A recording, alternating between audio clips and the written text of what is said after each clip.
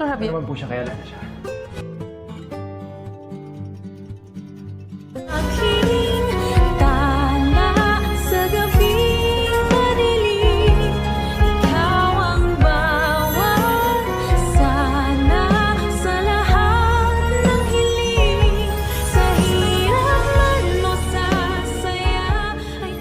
Ay, grabe talaga nangyayari ngayon sa abot kamay na pangarap na kung saan pinakita na nga ang episode para bukas. O ito nga, yung teaser. Yes guys, na kung saan nga unang-unang pinakita dito is ito nga si Lynette at kausap pa nga rin niya itong asawa niyang si Carlos at talagang meron na siyang pagdududa dito kay Carlos na tila may ginagawa nga itong kalokohan sa kanya. Ngunit makita natin na itong si Carlos is magaling siya talaga magpalusot, no? At talagang nabuwala pa rin niya itong si Lynette at sinabi nga niya na sa totoo lang meron akong gustong sabihin sa'yo, ngunit wala lang akong ebidensya. And then sabi ni Lynette, ano yun? At sinabi nga ni Carlos at na nagsinungaling na naman ito at sinabi niya na sa tingin ko si Irene yung magnanakaw. At nagulat doon si Lynette, sabi niya, ha, paano yun mangyayari?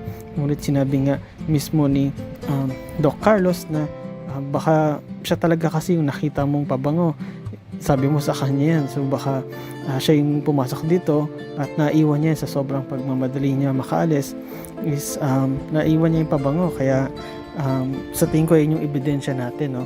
Kasi totoo na merong pumasok na magnanakaw nga dito, hindi ako kasi nagsisinungaling, Lynette. At napapaisip nga rin itong si Lynette na baka sakaling totoo nga yung sinasabi ng asawa niya kasi totoo nga na nasaktan itong si Carlos at talagang kung may pumasok man mula silang ibang mapagbibintangan ay maaari nga itong si Irene at sabi ni Carlos din na mabuti na lang pumunta ako ng maaga kasi kung hindi baka may nakuha siya. And then yes guys, makikita mo na paniwalang-paniwala talaga itong si Lynette dito nga kay Carlos. At dito nga guys, ipinakita na ito namang si Harry, nahanap niya itong si Irene. Yes guys, bakit niya hinahanap? Kasi nga sabi niya meron doon silang photoshoot ngayon. Tinatanong nga niya kay Annalyn kung baka sakali nakita niya ito. Ngunit itong si Annalyn sinabi niya na hindi. Actually nagulat ka si Annalyn, sabi niya, ha, bakit mo siya sa akin nahanap? Siguro try mong hanapin o itanong doon sa dad mo. At ano bang dahilan bakit mo siya hinahanap? At nga sinabi nga ni Harry na meron kaming photoshoot ngayon, ginawa ko na i-text siya, tawagan siya, pero hindi ko siya makakontak at hindi rin siya nagre-reply. At nagtataka nga ako, kaya nga rin ako nandito, baka sakali is napunta siya rito or napadaan. Ngunit sinabi nga ni Annalyn na hindi ko alam, wala akong alam sa sinasabi mo at hindi ko rin siya nakita. At kagaya nga nasabi ni Annalyn na tanungin niya yung tatay niya o itong tatay ni Harry, at sabi nga ni Harry mismo, in-explain niya na hindi ko magagawa yun kasi tila galit nga itong si Dad. Sabi pa nga ni Dad sa akin na wag na wag kong kausapin itong si Irene. Ayun yung kautosan niya sa akin. Hindi ko alam nga kung bakit siya nagagalit dito kay Irene. At niisip nga rin ni Annalyn, o nga no, bakit kaya nagagalit itong si Carlos o si Doc Carlos kay Irene? Ano bang ginawa nito ni Irene? O ano bang meron ba nangyari sa kanila na hindi maganda? At ayun nga din pagtataka ni Harry na bakit nga siya pinipigilan na makausap itong si Irene.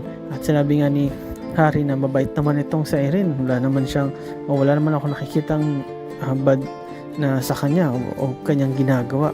Ngunit talaga nag-isip sila kung nasan na itong si Irene. At sabi nga ni Harry, sige Annalyn, alis na lang ako, siguro tanong ko sa dad ko kung sakali baka alam niya or baka hanapin ko siya sa ibang lugar.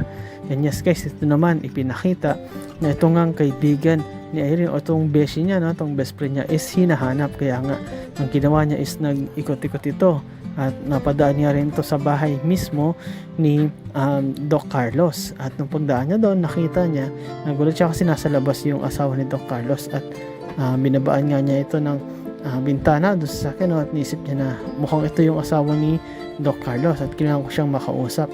At papalabas na nga siya, no, nakita siya actually ni Lynette at tila masama yung tingin kasi nga itong si Lynette is masama yung loob at talagang iniisip niya na itong si Irene ay may kasalanan, no? Tinatry pa rin niya tawagan ngunit hindi sumasagot at bumaba nga itong best friend ni Irene at lumapit nga ito kay Lynette at sinabi niya na kayo po ba ang asawa ni Doc Carlos? And then sumagot naman itong si Lynette na tila mainit ang ulo, galit na. Sabi niya na, oo, bakit? Huwag mo sabihin kasabwat ka o kasama ka doon sa mga nagloob o nagnakaw sa bahay namin. Yes guys, nagulat dito nga ang best friend ni Irene na ito nga si Joyce. And yes guys, sabi nga ni Joyce na, hindi naman magnanakaw ang best friend ko. And then nalaman nila na, best friend mo ba siya? Itong si Irene. Then sabi niya, oo, hinahanap ko siya. Actually, kagabi ko pa nga siya hinahanap. Kaso lang hindi ko siya makita kasi nawawala siya. Yes guys, nagulat nga din tong si Lynette at sinabi nga niya na paano mawawala itong best friend mo. Baka naman sinadya niya yun kasi nga nagtago siya dahil pinagtaka niyang pagnakawan ang bahay namin ni Carlos. And then nagtaka rin yung best friend neto ni Irene. Ito nga si Joyce, sabi niya, hindi naman magnanakaw ang best friend ko at kahit na kailan hindi niya yung gagawin. Kung patukol man sa pera is wala naman siyang problema doon. At iniisip ko nasa na ba talaga yung best friend ko kasi kagabi ko pa siya, actually kahapon ko pa siya tinatawagan. Hanggang ngayon hindi pa rin siya sumasagot. Nung last na tinawagan ko siya, nagring pa yung phone niya, pero tinawagan ko uli siya kanina, wala na. And then nagtataka talaga ako, hindi naman ganun sa Irene kasi isang tawag ko lang is sasagot siya agad. At tinisip nga ni Lynette na baka tila iba nga yung nangyari, pero nagtataka rin siya. Sabi niya kasi na teka, sabi ni Carlos na baka ito nga si Irene yung nagnakaw sa amin kasi pagdating niya may nakita siya magnanakaw dito sa bahay at napansin niya na baka babae yon at nahulog nga doon yung pabango sa may CR namin. At nagulat nga rin tong si Joyce at sinabi niya, paano nangyari yun? Hindi ganun ang pagkakakilala ko sa best friend ko at di niya gagawin yun. At paano napunta doon yung pabango ng best friend ko? Pwede ko bang makuha yan para pwede kong maitago o maibigay ko sa kanya pag uli ko nakita? Ngunit itong si Lynette is talagang nagtataka rin na inisip niya na kung sino ba paniniwalaan niya, kung itong si Carlos ba o itong best friend ni Irene na si Joyce. At ito nga guys, ipinakita na ito nga si Dr. Katie na kung saan nagugulat siya dito kay Lyndon. Sabi niya, Doc Lyndon, Doc Javier, what is the rush? Kumbaga kasi nakikita kasi ni Dr. Javier na tila busy at nagmamadali nga itong si Dr. Lyndon, no? Kasi nga palsan nga lang sila ni Doc Carlos, no? At tila nagmamadali ito at pag may ganyang eksena is alam na nila yan na baka may emergency. Yes guys, meron talaga, no? At sabi nga ni Doc Lyndon o Doc Javier na opo, meron po Doc kasi merong isang tao na natagpuan doon malapit sa isang ilog at hinang-hina nga po siya. At sinabi ni Dr. Katie na bakit, ano bang nangyari sa kanya? Ayun nga po, natagpuan siya sa ilog. And what is the condition?